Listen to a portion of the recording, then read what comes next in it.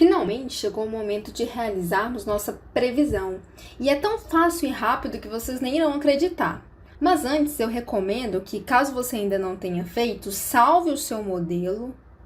E para isso, basta clicar em Arquivo, Salvar como e selecionar um local adequado para receber esse relatório. Eu já fiz isso e não vou fazer de novo.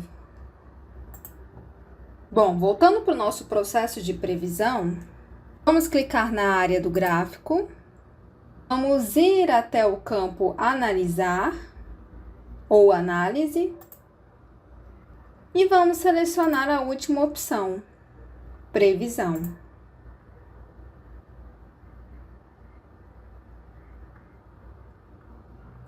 Vamos clicar em Adicionar. E a previsão é feita automaticamente, sem o emprego de esforço nosso. O Power BI seleciona automaticamente o modelo matemático e também os parâmetros estatísticos com base no comportamento dos nossos dados. Vamos agora entender e interpretar o que aconteceu. Sabemos que essa linha em azul representa os dados reais e históricos de venda de determinado produto. Agora, o que há de novo é a área criada em tonalidade cinza. E é essa área que compreende os intervalos de previsão, tanto o limite superior quanto o limite inferior. E também os valores de previsão média. Inclusive, nós podemos mudar essa cor. É só clicar na seta ao lado de cor e escolher a tonalidade que mais te agradar. Podemos também trocar o estilo da linha dos pontos médios, escolhendo tracejado ou então pontilhado. Mas eu vou deixar sólido, que é para não confundir com a nossa linha de tendência criada. Enfim, vamos agora fazer análises mais criteriosas. Por padrão, o Power BI considera como comprimento de previsão 10 pontos. Esses pontos podem ser considerados como períodos. No nosso caso, estamos trabalhando em mês.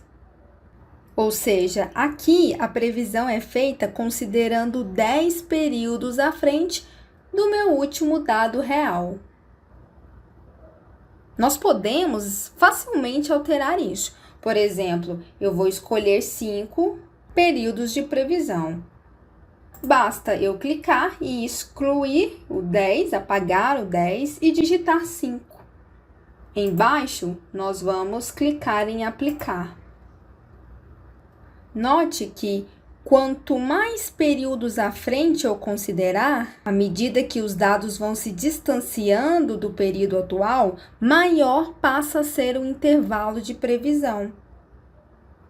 Pois os erros na previsão também crescem com essa condição e nós já sabemos disso. Eu vou voltar para 10 pontos e clicar em Aplicar. Nesse momento, você deve estar estranhando algo. E, de fato, a nossa previsão ela não está adequada. Vamos ver o que está acontecendo.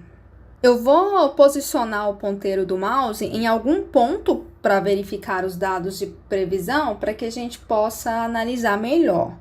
Note que, nesse ponto, o limite superior de previsão está muito afastado do limite inferior.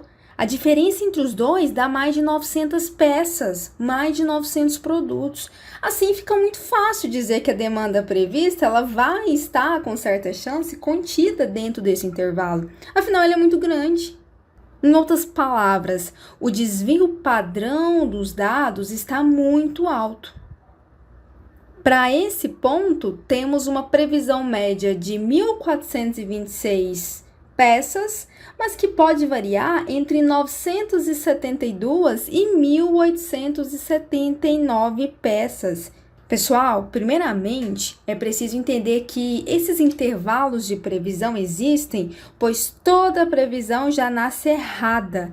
Sim, não é possível determinar com 100% de certeza que a demanda será um valor específico, pois afinal existem diversas variáveis que os modelos matemáticos não podem prever. Mas, com o uso dessas ferramentas, é possível chegar a um intervalo de previsão mais adequado, que possibilite ao analista tomar decisões melhores, facilitando a gestão de uma organização. Enfim, voltando para a nossa previsão, sim, ela está inadequada. Na próxima aula eu irei mostrar como consertar esse problema. Até mais!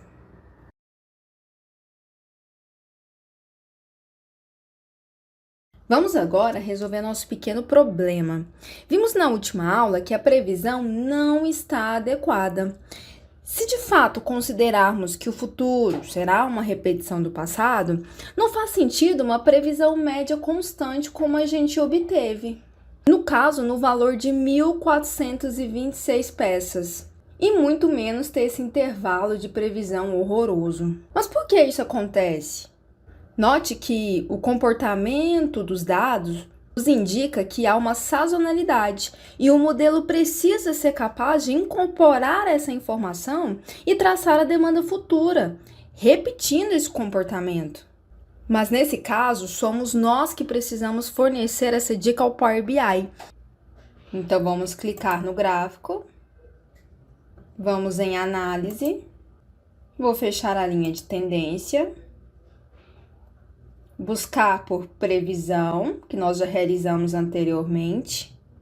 E em pontos de sazonalidade, devemos indicar qual é o período ou o ciclo sazonal. Observe os dados reais de vendas passadas. Veja que a demanda aumenta até um certo patamar, depois ela cai até um certo valor, volta a aumentar, seguida novamente de uma queda. Isso aconteceu pela primeira vez, de acordo com os dados que nós temos, em janeiro de 2017 até janeiro de 2018. E o ciclo se inicia em janeiro de 2018 e irá se encerrar em janeiro de 2019. Ou seja, esse ciclo observado dura em média 12 meses, ou então 12 períodos. Power BI trata esses períodos como pontos no gráfico. Portanto, vamos melhorar a nossa previsão inserindo 12 pontos de sazonalidade. Então, nós não iremos deixar no modo automático, nós vamos clicar, digitar 12, clicar em aplicar. Veja como essa informação muda toda a nossa previsão. O impacto nos limites de previsão é extremamente evidente. Note também que agora o modelo foi capaz de entender o comportamento dos dados e traçar uma curva de previsão considerando o período sazonal de 12 meses. Veja que em julho de 2019 nós podemos esperar o maior pico de vendas, assim como nos outros períodos de julho dos anos anteriores. E após esse período, o modelo prevê uma queda até janeiro de 2020, repetindo o mesmo comportamento dos períodos passados. Vamos pegar o mesmo ponto de previsão que avaliamos na aula anterior. Veja que a previsão média para a demanda futura desse período é de 1.321 peças ou produtos. Porém, como sabemos, uma previsão sempre estará errada. O correto é fazer a análise e tomar decisões com base nos limites superior e inferior de previsão. Veja que agora a diferença entre eles é de pouco mais de 150 produtos. Assim, fica evidente que essa previsão está muito mais adequada. Portanto, os gestores eles podem esperar que, se nada extraordinário acontecer, 95% dos valores previstos para a demanda futura devem estar dentro desse intervalo de previsão. Essa probabilidade de 95% é escolhida automaticamente pelo Power BI. Na verdade, na prática, é o valor mais utilizado. Porém, o analista pode mudar esse valor justamente em intervalo de confiança. Você pode observar que o Power BI nos fornece 6 diferentes valores para esse intervalo. E nesse momento você pode estar se perguntando, por que não selecionar o valor de 99% e garantir logo que 99% das nossas previsões estarão dentro dos intervalos de previsão? Bom, essa resposta você vai encontrar na próxima aula. Te vejo lá.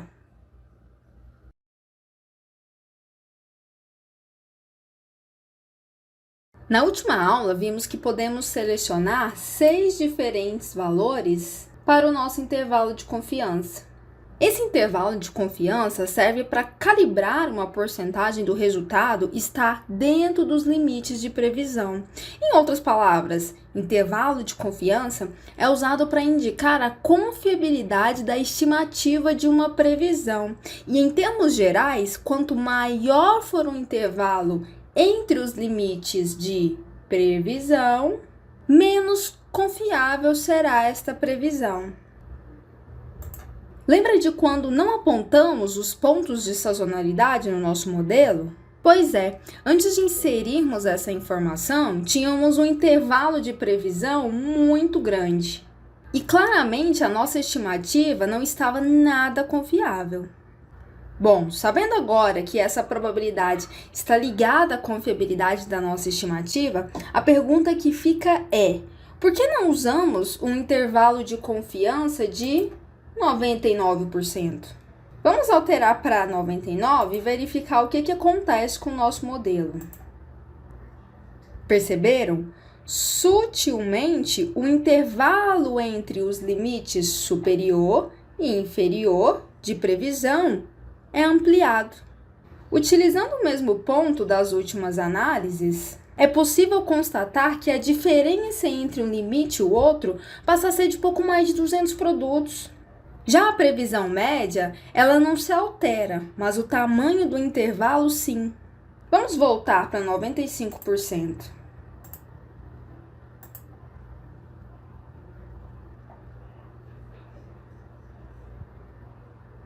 Podemos ver que, de fato, o ponto médio ele não se altera, sendo o valor de 1.321 peças. Porém, com a redução da probabilidade, o tamanho do intervalo entre os limites também cai. E isso é lógico, afinal, se você quer garantir que 99% dos resultados estejam dentro desse intervalo, então, para garantir essa probabilidade, o intervalo entre os limites deve aumentar justamente para que 99% das previsões estejam dentro tanto do limite inferior quanto limite superior. Normalmente, não vale muito a pena trabalhar com 99% de probabilidade, pois você terá um maior intervalo para trabalhar, e isso pode prejudicar a gestão do processo de previsão de demanda. Agora, trabalhar com porcentagens menores também podem ser prejudiciais, pois quanto menor for esse valor, mais resultados de previsão poderão cair fora dos limites inferior e superior. Enfim, é um jogo de perde e ganha, mas o mais usual é se trabalhar com 95% para o valor do intervalo de confiança. Por fim, eu quero destacar que o intervalo de confiança mostra visualmente o quão confiável é uma previsão. Mas uma outra maneira de avaliar a qualidade da previsão está na realização de testes por meio da opção ignorar a última. E isso é tema da nossa próxima aula.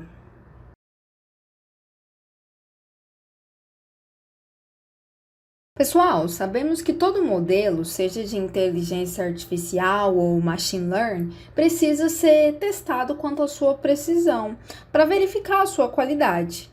E no nosso caso, o Power BI nos oferece uma maneira de verificar se o modelo realmente faz um bom trabalho de previsão.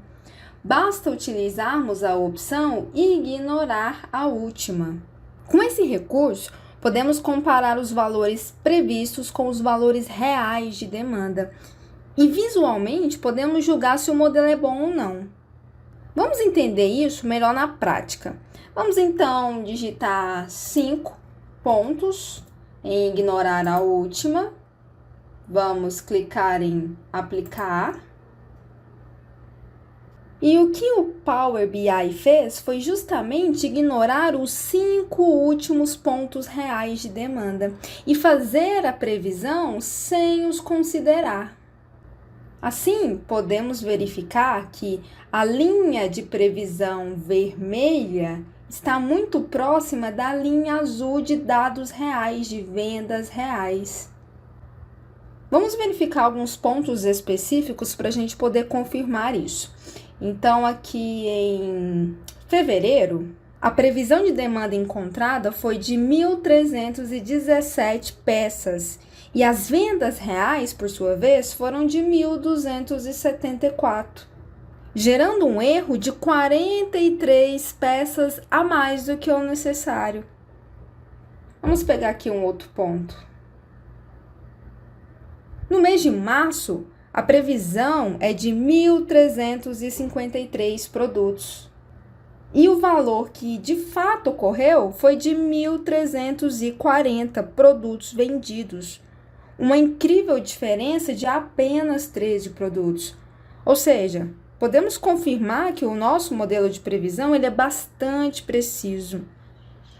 Agora eu preciso chamar a atenção de vocês para alguns pontos. Primeiro, a previsão ela é feita desconsiderando a quantidade de pontos ou então meses que nós indicamos nesse campo de ignorar a última. Ou seja, não se considera os dados completos. O modelo não vai considerar todos esses pontos que estão em azul. No caso, os 5 últimos ou 5 últimos meses serão desconsiderados no cálculo matemático. E a partir disso, você precisa entender que quanto mais no tempo você volta, ou seja, quanto maior for o valor que você inserir nesse campo, mais valores você exclui da sua análise. E menor será a informação que seu modelo terá. Consequentemente, menor será a qualidade dos resultados. Além disso, precisamos sempre estar atentos em possíveis mudanças que possam acontecer no cenário externo, onde se encontram os nossos negócios. Isso para a gente poder fazer as devidas adaptações necessárias para garantir a qualidade das nossas previsões. Bom, eu vou encerrando por aqui. Vou deixar uma última dica. Se você quiser obter os dados de previsão em uma tabela, basta ir no canto superior e clicar nos 3 pontos de mais opções e escolher mostrar como uma tabela. Aqui você vai encontrar todos os valores utilizados no modelo. Então, valores como as vendas reais, valores de previsão, os limites tanto superior quanto inferior, entre outros dados. Enfim, eu espero que vocês tenham gostado desse mini curso e que não desistam de sempre aprender mais sobre os modelos de previsão e séries temporais. Existem, na verdade, diferentes modelos usados para previsão de valores futuros. O que utilizamos aqui é só um nesse universo. Pode ser que a sua situação necessite de outros modelos para gerar resultados mais precisos, mais confiáveis. Portanto, esse mini curso ele é introdutório e tem o objetivo de abrir a porta para que vocês tenham a curiosidade e o desejo de explorar o universo dos modelos preditivos. Até uma próxima!